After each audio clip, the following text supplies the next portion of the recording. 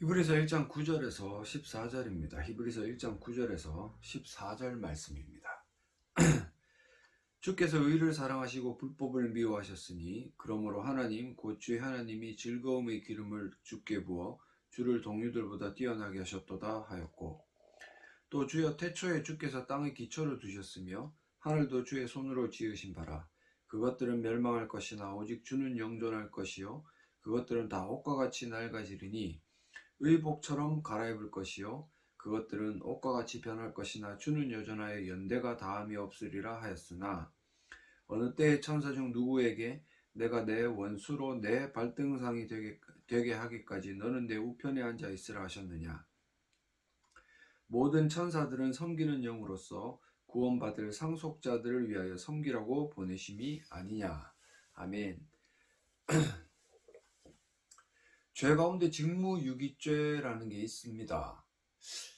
죄는 원래 적극적으로 사기죄나 폭행죄나 심지어 살인죄처럼 자기 행위로서 누군가에게 위해를 가하는 죄도 있지만, 해야 될 일을 하지 않음으로 인해서 다른 사람에게 피해를 입히는 그런 어떤 부작위, 하지 않음으로 죄가 성립되는 것도 있어요. 그래서 직무유기죄라는 것은 형법에 보시면 공무원들에 관련된 내용들인데, 이 직무유기라는 것이 어떻게 보면 별 아닌 것처럼 생각을 할 수도 있습니다. 근데 이 직무유기로 인해서 다른 사람에게 피해가 간다면, 그리고 그 피해가 크다면, 더군다나 생명과 관련이 된 것이라면 이것은 엄벌에 처함이 마땅하다고 저는 생각을 하거든요. 지금 교회들이 인기가 떨어지고 있는 이유, 그죠?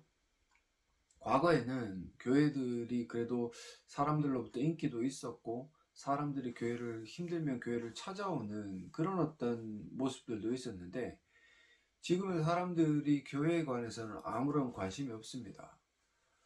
교회에 새로 오는 사람들이라고 해봐야 수평이동일 뿐이죠, 그죠? 다른 교회에 있다가 그 교회에서 상처를 받고 또 이 교회로 옮기고 또 저 교회로 옮기는 그런 수평이동일 뿐이고, 진짜 불신자로서, 불신자, 다 불신자긴 하지만, 정말 교회 한 번도 다녀본 일이 없는 사람으로서 교회에 나와서 복음을 듣는 사람은 참으로 적다라는 겁니다. 오히려 더 신천지나 하나님의 교회나, 그것도 뭐죠? 여호와의 증인, 그네들이 행하는 일들로 빼앗기는 그런 생명들이 참으로 많다는 게 지금의 현실입니다. 왜 그런가 곰곰이 생각을 해봤을 때, 교회 다니는 사람이 직접적으로 겉으로 드러나게 사람들에게 위해를 가하거나 피해를 주는 경우는 많지는 않아요. 물론 그런 사람들도 있습니다. 교회에 다니지만, 심지어 장로고 목사지만 사기를 친다든지 아니면 사람들에게 피해를 입히도록 뭔가 행위를 하는 그런 경우도 있지만, 대부분의 어떤 모습들이, 그리고 교회로서 교회가 인기를 잃게 만드는 행위들은 하지 않음으로, 해야 되는데 마땅히 해야 되는데 하지 않음으로 인해서 실망감을 끼치는 그런 일들이 대부분이라는 거죠. 우리끼리 잘 먹고 잘 살면 된다라는 생각으로 살아가는 사람들도 있겠지만, 그로 인해서 세상에 선한 영향력을 끼치고 하나님의 영광을 드러내야 되는 교회와 그 안에 몸담고 있는 모든 성도들이 그 일들을 하지 않는다면, 이것은 생명과 직결되는 문제이기 때문에 어마어마하게 참으로 큰 죄가 아닐까라는 생각을 합니다. 예수 그리스도께서는 그가 가진 직무를 이 땅 가운데서 모든 것들을 다 행하심으로 말미암아 우리들에게 구원을 선물로 주신 거예요. 그래서 그 예수님의 직무의 행함이 우리로 이제 구원에 이르게 하였고, 정말 많은 사람들로 생명을 가지게 했는데, 우리가 그것들을 알기 때문에 하나님께서는 그를 하늘 보좌 우편에 앉으시고 모든 세상을 다스리는 왕으로서 세워 놓으셨다. 그 말씀이 오늘 본문에서도 이어지면서 예수 그리스도의 직무가 무엇인지, 그리고 그 직무 수행을 통해서 우리가 얻는 유익이 무엇인지, 그리고 우리가 그 직무 수행을 하신 예수 그리스도의 모든 삶의 모습들을 통해 우리는 또한 어떻게 살아야 되는지에 대한 고민을 좀 해보려고 해요. 9절에 보시면 주께서 의를 사랑하시고 불법을 미워하셨다. 불법은 죄다. 성경에 나와 있는 요한 1서인가요? 거기에 나와 있는 것처럼 불법은 죄입니다. 죄.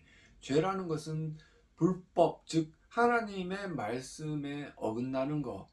직접적으로 무언가 형법상의 죄를 짓는 것만이 죄가 아니라 하나님의 말씀이 우리들에게는 참으로 뭔가 가벼워 보이고 이거를 어겼다고 무슨 죄야 라고 생각하실 수도 있겠지만 하나하나 디테일을 살려서 그것들을 지켜내지 않으면 모든 것들이 죄다.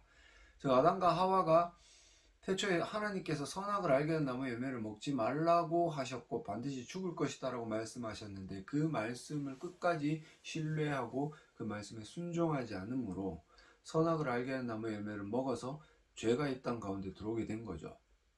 그런데 여기서 주께서라고 할 때 이 주님은 예수 그리스도를 가리키는 지칭어고 이 예수 그리스도는 뭐예요? 의를 사랑하시고 의라는 것은 죄가 없으시다라는 말이고 불법을 미워하셨다라는 말 또한 뒤집어 이야기하면 죄가 없으시다라는 거죠. 그가 육신을 입고 이 땅 가운데 오셔서 우리와 똑같은 사람이에요. 혹자들은 예수께서 하나님이시기 때문에 죄를 짓지 않으셨다라고 착각할 수도 있는데 그런 게 아니라 예수 그리스도는 우리와 똑같은, 물론 성령으로 잉태되셨기 때문에 아담과 하와의 죄를 물려받지는 않으셨고 하지만 우리와 똑같은 이런 인성과 어떤 육체와 모든 감정과 감각을 가지고 태어나셔서 우리와는 다른 삶을 걸어가셨는데 그는 하나님, 즉 아버지 성부 되시는 하나님의 말씀에 순종하심으로 이 일들을 불법을 미워하시는 모습을 우리들에게 보여주셨습니다. 이게 어떻게 가능해? 믿지 못하겠어? 믿지 못하면 못 믿는 겁니다. 왜 혹자는 믿고 혹자는 믿지 못합니까? 정말 이 신학자들 중에서도 이런 일들을 믿지 못하기 때문에 그리스도의 어떤 그죠? 가현주의자. 예수가 우리 눈에 그때 당시 때 사람이 눈에 보이기는 했지만 육신을 입고 오지는 않았다. 왜 그러냐면 육신을 입고 왔는데 죄를 짓지 않을 수가 있느냐. 생각으로 예수께서 생각만으로 짓는 죄도 정말 죄라고 말씀하셨는데 예수께서 그것이 가능했느냐. 그런 어떤 인간적인 방편과 인간적인 사고와 인간적인 기준으로 바라보는 자들은 결국 믿음이 없는 거죠. 그죠? 왜 저는 그것이 믿어지고 그래서 예수 그리스도께서 우리를 구원하시기에 합당하다라고 인정을 합니까? 그래서 예수님만이 우리 구원의 길이라고 인정을 하고 살아가겠습니까? 그들과 제가 다른 것은 저에게는 하나님께서 주신 믿음이 있는 것이고 그들에게는 그 믿음이 없는 거예요. 아무리 대단한 신학자고 똑똑한 신학자라도 예수 그리스도의 그 충분성, 예수님의 완전한 의인 되심을 부정하는 것은 그가 믿음이 없음을 인정하는 것이고 그리고 신학적인 내용대로 예수께서 인간으로 이 땅 가운데 오시지 않으면 우리를 구원하실 수 없다. 사람이 죄를 지었기 때문에 사람으로서 그 죄값을 갚아야 돼요. 물론 나중에 십자가에 달리실 때는 그 예수님의 하나님 되시면 그 모든 죄들을 짊어지셨지만 그가 살아오셨던 모든 인생은 한 사람의 인간으로서 우리와 똑같은 유혹도 받으시고 그죠? 어떤 희노애락의 감정도 가지시는 하지만 죄는 없으신 분이셨다라는 사실을 우리는 알아야 됩니다. 그렇게 하셨을 때 그러므로 하나님 곧 주의 하나님이 즐거움의 기름 하나님께서 얼마나 기뻐하셨는가.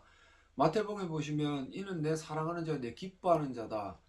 그 예수께서 수세를 받으셨을 때 하나님의 음성이 들리셨는데 그 하나님의 기쁨이라는 것은 우리 인간들이 깨어버린 그 순종의 기쁨, 그 아들이신 예수 그리스도께서 행하신 순종을 통해 받으신 기쁨이고 그 즐거움의 기름을 주께 부어 주를 동료들, 그 모든 인간들, 모든 천사들보다 뛰어나게 하셨도다. 여기서 뛰어나다라고 해서 어느 정도의 차이가 있다 이렇게 보시면 안 되는 거죠. 그죠? 예수님께서는 순종하심으로 왕이 되신 거예요.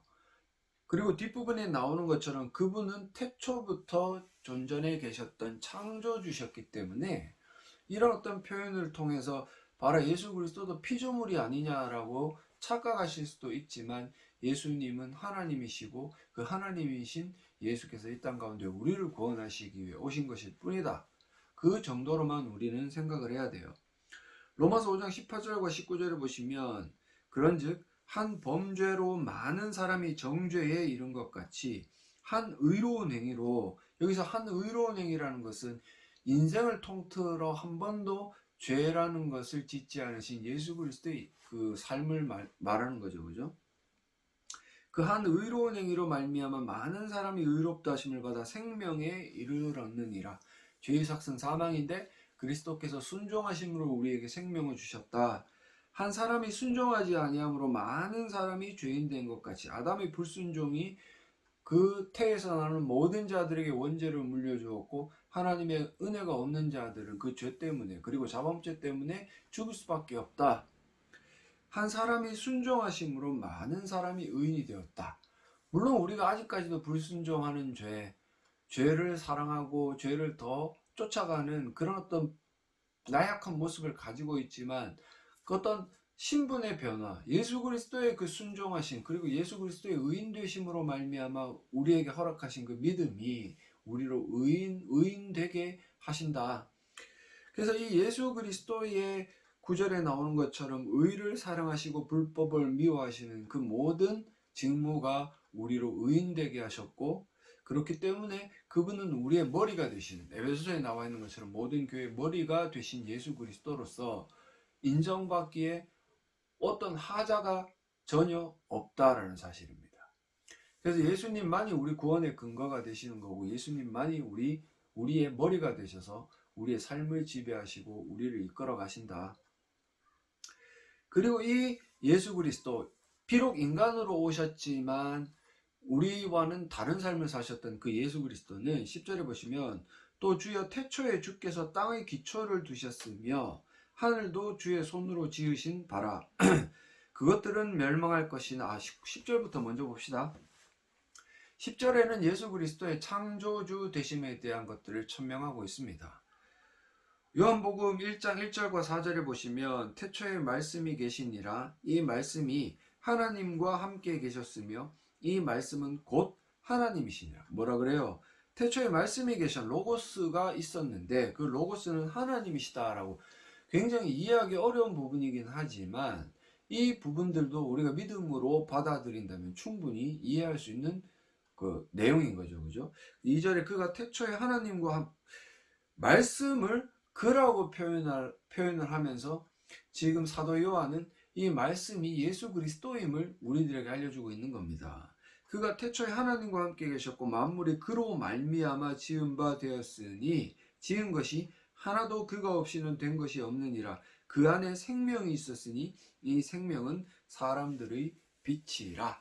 즉 예수 그리스도가 말씀이셨는데, 로고스였는데 그 말씀이신 예수 그리스도가 모든 것들을 창조하신 창조주셨다라는 것을 사도 요한은 우리들에게 천명하고 있고, 오늘 이 히브리서의 1장 10절의 말씀에서도 또 주여 태초에 주께서 땅의 기초를 두셨으며 하늘도 주의 손으로 지으신 바다라고 이야기를 하면서 예수 그리스도가 창조주다라는 것을 우리들에게 보여주는 거죠. 근데 왜 이런 말씀을 우리에게 주는가에 대한 고민을 한번 해봐야 되거든요. 그죠?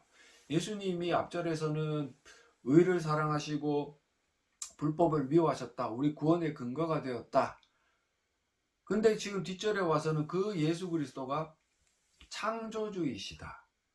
두 가지를 매칭시켜 본다면 결국은 이 말씀을 통해 우리에게 주고자 하는 메시지는 예수 그리스도를 통해 거듭난 우리, 재창조된 우리 또한 예수님의 창조의 능력으로 바뀐 존재가 되었기 때문에 이제는 우리가 예수 그리스도처럼 의를 사랑하고 불법을 미워해야 된다. 그죠? 그래서 이런 어떤 것들, 한계성을 지적하면서, 우리들의 한계성을 지적하면서 예수 그리스도의 무한한 그 창조의 능력을 우리에게 부어주셨는데, 우리가 사랑하는 것들은 그 예수 그리스도가 아니라 정말 하잘 것 없는 이 세상일 뿐이다 라는 것들을 우리들에게 히브리서 기자가 이야기를 하고 있습니다. 11절에 보시면 그것들은 이라고 이야기를 하는데 이건 뭐예요? 창조주이신 예수 그리스도께서 창조하신 그 피조 세계죠. 그죠? 그것들은 멸망할 것이나 오직 주는 영존하다. 영원히 존재해 계신다. 그래서 창조주이신 예수 그리스도 외에 다른 것들을 섬기는 것에 대한 무의미성, 허무함에 대한 것들을 조금 보여주는데, 예수 그리스도의 그 영원하시고 완전함을 드러내므로 피조 세계가 얼마나 가치가 없고 그것을 섬길 만한 가치가 없음을 우리들에게 이렇게 제시를 하고 있는데, 계속 읽어 드릴게요. 그것들은 다 옷과 같이 낡아지리니 의복처럼 갈아입을 것이요 그것들은 옷과 같이 변할 것이나 주는 여전하여 연대가 다함이 없으리라. 우리가 사랑하고 섬기고 믿는 예수 그리스도, 그 예수 그리스도는 영원하시고 변함이 없으신 분이다. 다만 그가 창조하신 이 피조세계, 죄로 타락해버린 이 피조세계는 의복처럼 낡아지는 것인데, 그죠? 영원하시고 변함이 없는 예수 그리스도 말고 다른 것들을 섬기는 것이 얼마나 너희가 어리석냐. 너희가 창조주 되신 예수 그리스도를 통해 재창조되고 거듭난 존재가 되었다라면 이제는 이 부분에 대해서 분명히 인지하고 인식하고, 그래서 예수 그리스도 한 분만을 섬겨라 라는 메시지를 우리들에게 던져주고 있는 겁니다. 고린도 후서 5장 17절에 보시면, 그런즉 누구든지 그리스도 안에 있으면 새로운 피조물입니다. 낡아지고 이미 썩어버리고 타락한 것이 아니라 이전 것과는 다른 새로운 피조물이 되었다. 이전 것은 지나갔으니 보라 새 것이 되었도다. 그래서 이 새로운 피조물이 된 우리로서는 분명히 이 히브리서 1장 9절에서 12절에 나와 있는 것처럼, 짧게 보면 9절과 10절에 나와 있는 것처럼 예수 그리스도의 구원자 되심에 대한 것들, 그가 얼마나 의를 사랑하시고 불법을 미워하셨는가, 그 직무, 십자가에서의 직무를 다 감당하셨을 때 그는 하늘 보좌 우편에 앉으셨고, 그리고 그 하늘 보좌 우편에 앉으신 예수 그리스도는 창조주로서 우리를 새롭게 만들어 주셨음에 대한 그런 내용들을 우리가 깨달을 수가 있거든요. 그래서 그렇게 새로운 피조물이 된 우리들로서는 의복처럼 낡아지고 갈아입어야 될 필요성이 있는 이 피조 세계를 더 섬기고 그것들을 더 사랑하는 것이 아니라, 영원하신 예수 그리스도, 왕이신 예수 그리스도, 창조주이신 예수 그리스도, 그리고 한낱 인간으로 이 땅에 오셨지만 우리와는 다르게 모든 직무를 잘 감당하신 예수 그리스도를 한 분만을 의지하면서 살아가야 될 그런 당위성에 대한 것들을 입증하고 있는 겁니다. 한번 고민을 해봅시다. 우리가 예수를 믿는다, 예수를 믿고 있습니다 라고 이야기를 하지만 그 예수님 한 분만으로 정말 여러분들의 인생은 만족하고 행복해 하고 있습니까? 예수 그리스도 플러스 돈도 있어야 되고 차도 있어야 되고 집도 있어야 되고 뭔가 안정성도 있어야 된다라고 생각하고 있지는 않아요. 그래서 예수님의 가르침에는 별다른 관심이 없고 세상 사람들처럼, 그러니까 예수님께서 우리에게 물려주신 직무를 수행하기보다는 세상의 어떤 것들, 이 의복처럼 낡아버릴 피조세계를 더 사모함으로 직무유기를 하고 있지는 않습니까? 정말 우리의 모습이 예수 그리스도처럼, 지난번에도 말씀을 드렸지만 우리가 그리스도인으로서 이름을 받고 있다면 정확하게 구원자로서 직무를 다하신 그 예수 그리스도의 모든 행적을 쫓아가야 하는 거죠. 그래서 우리가 그리스도인이라면 우리가 세상을 구원할 수는 없지만 세상 가운데 선한 영향력을 끼치고 하나님의 영광을 드러내기 위해 예수님이 우리에게 물려주신 그 직무를 수행할 필요가 있는 거예요. 그래서 새로운 피조물이 되었다. 앞서 살펴보았던 것처럼 예수 그리스도가 창조주로서 우리를 그 직무를 다하심으로 새로운 피조물로 만들어 놓으셨다. 그럼 우리 또한 새로운 피조물에 합당한 행위를 함으로 이 모든 것들이 정말 나의 모든 삶이 예수 그리스도 한 분만을 의지하고 그분을 쫓아가고 있다. 그것을 증명해야 한다는 거죠. 그러면서 13절에 또 천사와 예수 그리스도의 비교가 잠깐 나오는데요. 어느 때의 천사 중 누구에게 내가 내 원수로 내 발등상이 되게 하기까지 너는 내 우편에 앉아 있으라 하셨느냐. 그죠? 하나님께서 예수 그리스도 외에 이 만물을 다스릴 권한을 주신 분이 없다, 이 말을 하고 있는 겁니다. 없어요. 그죠? 에베소서에 나와 있는 말씀처럼 모든 이름 위에 뛰어난 이름이 되게 하셨다. 그리고 오늘 히브리서의 말씀처럼 하늘 보좌 우편에서 이 피조 세계를 다스릴 왕으로서 존전하게 하셨다. 어떤 인간이 그런 대우를 받았으며 어떤 천사들이 그런 대우를 받은 적이 있습니까?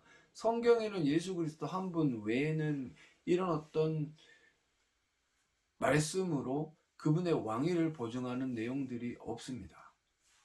찾아보세요. 없어요. 근데 왕이신 예수 그리스도 앞에 우리가 늘 살아가고 그분의 존재 앞에 행하면서 살아가야 되는데 우리는 왕의 눈을 피해서 가치 없는, 오히려 우리보다도 가치 없는 것들을 더 사랑하면서 그것들을 쫓아간다면 이것이야말로 어불성설이 아니고 무엇이겠습니까? 그죠? 그래서 14절에 모든 천사들은 섬기는 영이다. serve 한다는 거죠. serve 한다는 거예요. 우리를 섬기는 거예요. 우리를 다스리는 게 아니고 우리에게 명령을 하는 게 아니라 천사는 우리를 섬기는 영인데 구원받을 상속자들을 위하여 섬기는 존재들이다.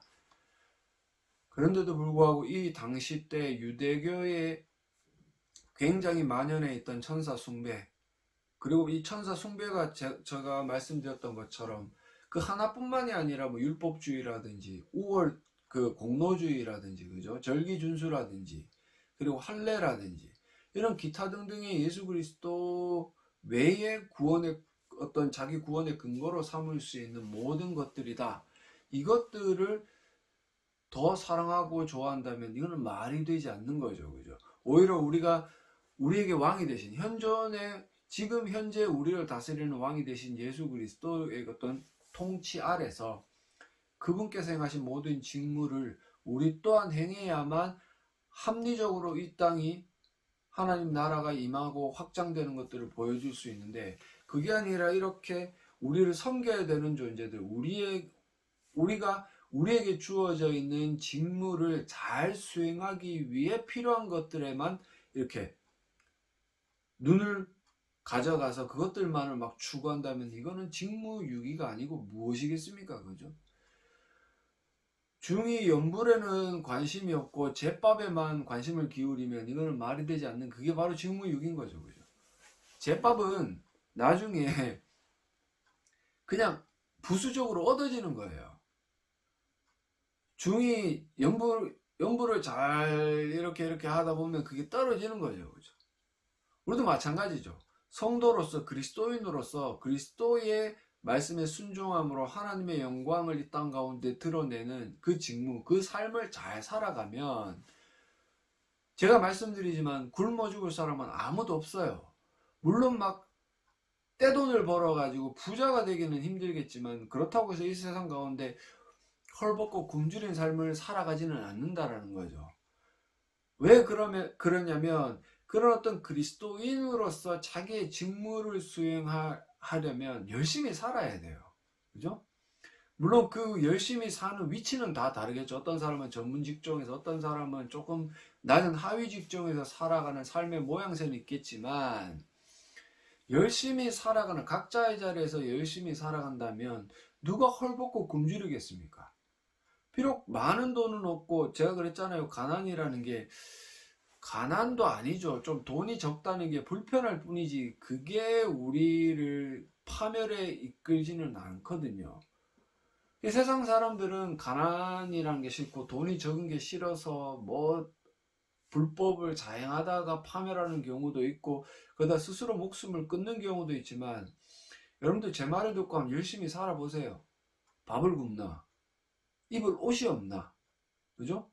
이거는 명확하게 나와 있는 그리스도의 가르침이고 예수께서 우리에게 원하시는 것이고 우리가 이런 예수께서 원하시는 우리에게 합당한 직무를 합당하게 행할 때에 하나님께서 영광 받으시는 거지 막 세상 사람들처럼 불법 해야 되는 직무는 유기해버리고 하지 말아야 될 일들을 열심히 해가지고 돈을 많이 벌었다고 하나님께서 그 사실을 기뻐하신다. 이거는 굉장한 착각이고 오만일 뿐인 겁니다. 오늘 본문에 등장하는 것처럼 예수 그리스도의 그 직무라는 게 의를 사랑하시고 불법을 미워하시는 거 이거는 말씀에 순종하는 거다. 단적으로 표현하면 그거예요. 근데 이런 말씀을 순종하는 모든 능력은 10절에 나와 있는 것처럼 창조주이신 예수께서 우리를 새로운 피조물로 만드심으로 우리 안에 심어 주신 거예요. 그래서 그리스도인이라고 불리는 우리라면 우리가 말씀에 순종하는 직무로서 살아가야 되는 게 마땅하고, 그것을 하나님께서 우리에게 원하시는 것은 너무나 당연하겠죠. 왜? 우리를 살려놓으셨으니까. 그래서 우리가 마태복음에 나와 있는 7장 13절과 20절, 좀 길기는 하지만 이 말씀을 읽음으로 우리에게 주어져 있는 직무가 무엇이고 그 직무를 행해야 될 당위를 우리가 가져야 된다, 이것을 조금 강조하고 싶거든요. 자, 7장 13절에서 20절입니다. 좁은 문으로 들어가라. 멸망으로 인도하는 문은 크고 그 길이 넓어 그리로 들어가는 자가 많고, 생명으로 인도하는 문은 좁고 길이 협착하여 찾는 자가 적음이라. 지금 이 땅 가운데 있는 모든 교회와 그 가운데 사역하는 목회자들의 인기를 잃는 이유는 세상과는 구별되는 좁은 문을 지나 좁은 길로 걸어가야 되는데, 목사들이 먹고 사는 것에 너무 주의를 집중하다 보니까 넓은 문으로 들어가서 넓은 길로 가고 있죠. 그죠? 그러다가 이제 여기 나와 있는 것처럼 멸망하는데, 목사가 행해야 되는 직무는 뭡니까? 목사가 행해야 되는 직무는 크게 세 가지 정도겠죠. 가장 중요한 첫 번째가 뭐냐면은 복음을 전하는 거예요. 복음은 성경 66권에 나와 있는 그 내용을 통일된 뼈대에 맞추어서 예수 그리스도를 드러내는 방향으로 설교하는 겁니다. 로마서 1장 1절과 4절에 나와 있는 것처럼 복음은 예수 그리스도예요. 복음은 예수께서 살아가신 삶의 모든 흔적이고, 그리고 그 오실 예수에 대한 모든 메시지가 담겨 있는 구약이죠. 이것들을 전하는 게 목사가 가진 첫 번째 직무예요. 가장 중요한 직무예요. 그래서 누구나 들었을 때, 누구나 한편의 설교를 들었을 때, 아, 예수가 어떤 분이구나, 예수가 이런 분이셨구나, 그래서 예수가 이런 분으로서 계시기 때문에 우리가 그 예수를 쫓아가야 되는구나, 이런 내용들을 딱 깨달을 수 있어야 되는 거죠. 그리고 두 번째가 뭐예요? 성도들을 돌아봐야 되는 거죠. 신방하고. 물론 이 신방이라는 거 차별성을 두면 안 되는 겁니다. 신방을 하면서 대가를 바라면 안 되는 거예요. 왜? 이미 성도들이 헌금으로 주는 사례를 봤는데 그것 외에 어떤 신방비라는 것들을 받는 것에 즐거움을 느낍니까? 물론 좋기야 좋죠. 성도들이 아이고 고생하셨습니다, 식사라도 하십시오라고 해가지고 그들이 소중한 그런 어떤 재물을 주면 감사하고 고마워요. 좋기도 하고요. 근데 중이 연불보다, 그죠? 제밥에 관심 있는 것처럼 돈 벌러 신방 나가면 되겠습니까? 대형교회 부목사들 만약에 듣고 있다면 좀 반성 좀 하십시오. 정말 가난한 사람들을 먼저 돌아보는 게 아니라 돈 많은 사람들, 유력한 자들을 먼저 신방하고 그들 중심으로 신방을 하는, 이거는 정말 저주받은 행위입니다. 이것만큼 큰 직무유기는 없는 거죠. 그리고 세 번째가 뭐예요? 그래서 기도하는 겁니다. 기도예요. 기도. 말씀, 복음을 전할 수 있게 어떤 환경에서든지 복음을 잘 전할 수 있도록 기도하고, 그리고 성도들을 섬기고 그들이 가지고 있는 문제점들, 그 문제점들이 해결이 되는 게 아니라 그 문제점들을 제대로 파악해 가지고 해결할 수 있도록, 살아갈 수 있도록 힘을 부어달라고 기도를 하는 거죠. 하나님께서 해결해 주십시오, 이것도 굉장한 직무유기 아닙니까? 살아가는 건 우린데 기도하면서 내가 가진 문제들을 지는 아무것도 안 하면서 해결해 주십시오. 주님, 이 문제가 저한테 있습니다. 기도합니다. 해결해 주십시오. 지는 아무것도 안 하고. 이것만큼 큰 직무유기는 없는 거거든요. 그래서 목회자들이 말씀을 전하고 성도들을 차별 없이 양육하고 신방하고 그리고 이를 위해 기도하는 것, 이것만 하면 되는데 참 뻘짓거리들 많이 합니다. 그죠? 그래서 만약에 이 일들이 잘 이루어졌어요. 목사가 복음도 잘 전하고 신방도 잘하고 기도도 열심히 했어요. 그러면 그 가운데 양육받은 성도들이 가진 직무는 뭡니까? 오늘 본문에 등장하는 것처럼 세상과는 다르게 좁은 문을 지나 좁은 길을 걸어가는 거죠. 계속 읽어드릴게요. 15절을 보시면 거짓 선지자들을 삼가라. 양의 옷을 입고 목사처럼 보이는데 아닌 거죠. 겉보기에는 어우, 우리 목사님 참 멋있어, 이런 말이 나올 수 있겠지만 아닌 거죠. 속에는 뭐예요? 노략질하는 일인 거죠. 정말 이 사람들의 어떤 그 행위들이 얼마나 성도들을 피폐하게 만들고 그들을 생명이 아니라 죽음으로 이끌어가는가, 이것은 예수님 재림에 오실 때 분명히 결과적으로 드러나요. 제가 아무리 이야기를 해도 여러분들이 섬기는 교회 목사님은 정말 좋은 분이고 훌륭한 분입니다. 복음을 안 전해도, 신방을 안 해도, 기도를 안 해도 굉장히 훌륭한 분이에요. 그게 인지부조화예요.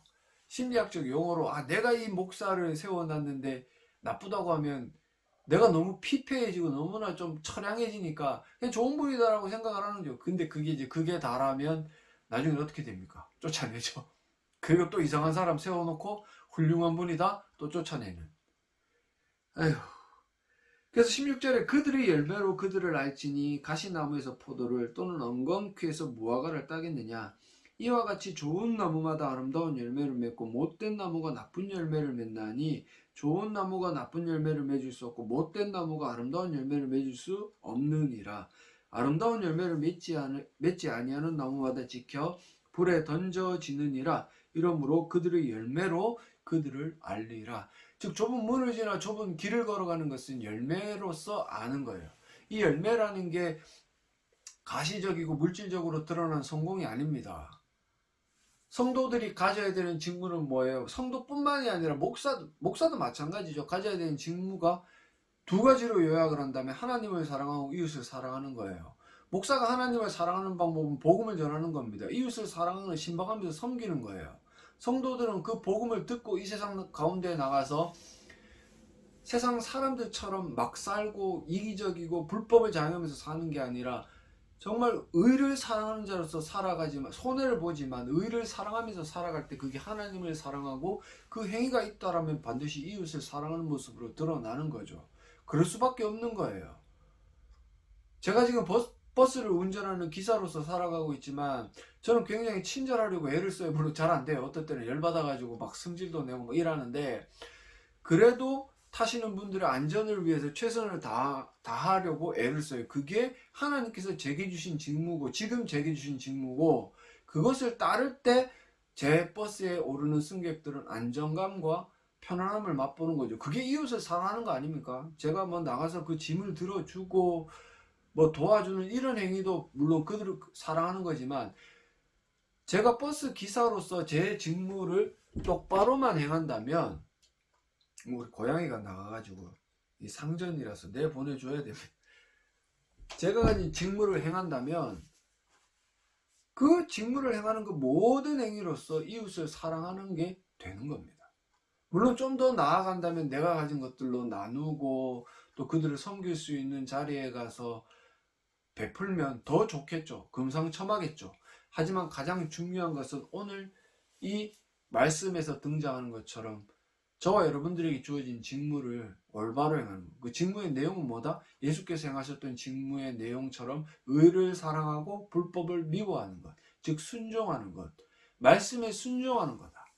그래서 오늘 제가 마지막으로 읽어드렸던 마태복음 7장 13절과 20절 말씀처럼 좁은 문으로 들어가서 좁은 길을 걸어갈 때 남들보다는 힘들고 괴롭겠지만, 무시를 당할 수도 있고 피해를, 손해를 감수할 수도 있겠지만, 그런 삶을 살아갈 때 반드시 열매는 맺어지게 되어져 있어요.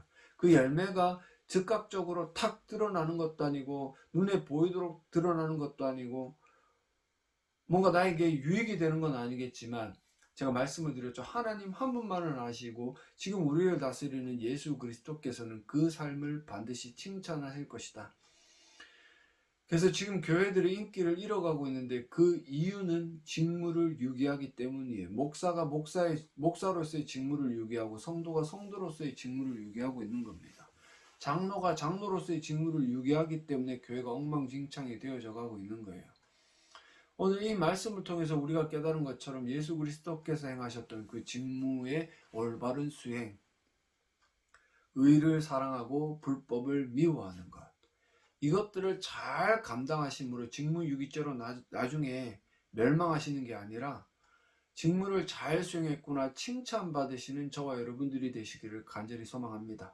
세상의 성공은 부수적인 겁니다. 물질 또한 부수적인 겁니다.